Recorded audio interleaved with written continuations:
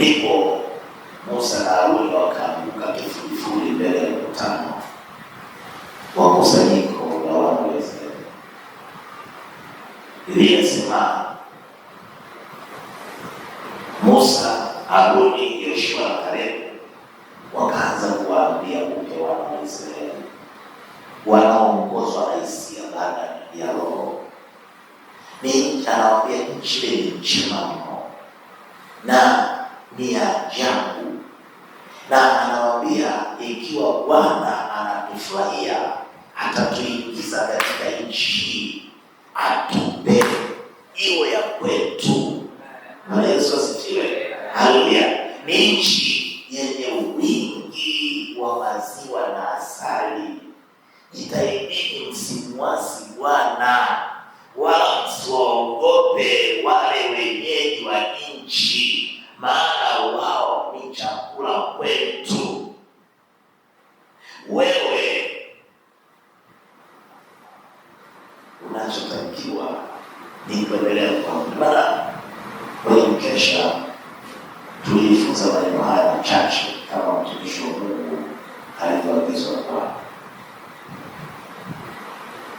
Unajua kuna kumwamini Mungu, haleluya, na kuna kuwa mwaminifu kwa Mungu. Hivi ni vitu viwili tofauti na vimeonekana mara nyingi vimewashinda Wakristo wengi. Watu wengi wanafikiri kuamini Mungu inatosha.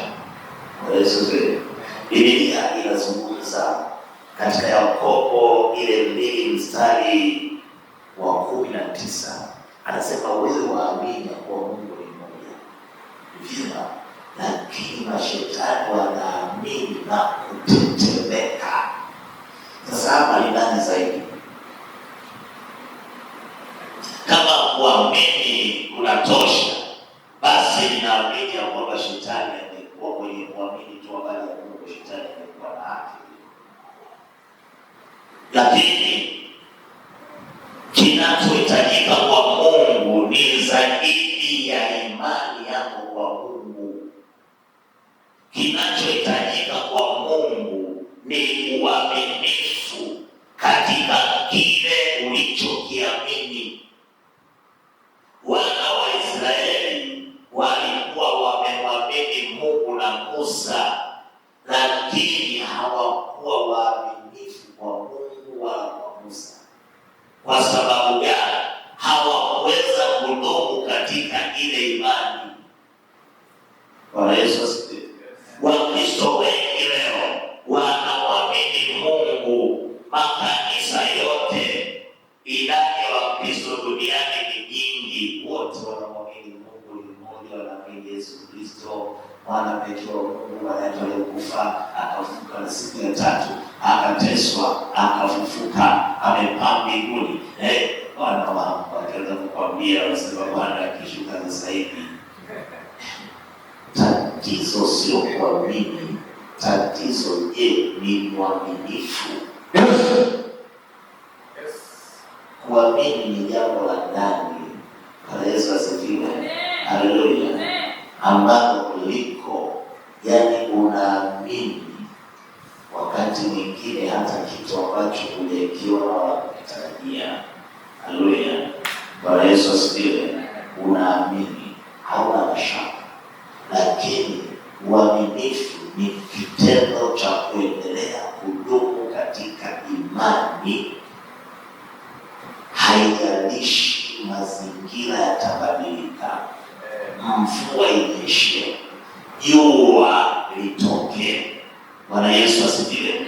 Dhoruba ipige. Bwana Yesu asifiwe. Matetemeko yatokee, lakini wewe ubadiliki, wewe ni mwaminifu hivyo hivyo. Kanisa la leo linakosa, halina tatizo la kuamini, lina tatizo la kukaa kwenye imani ambao ndio uaminifu. Wakristo wengi sio waaminifu,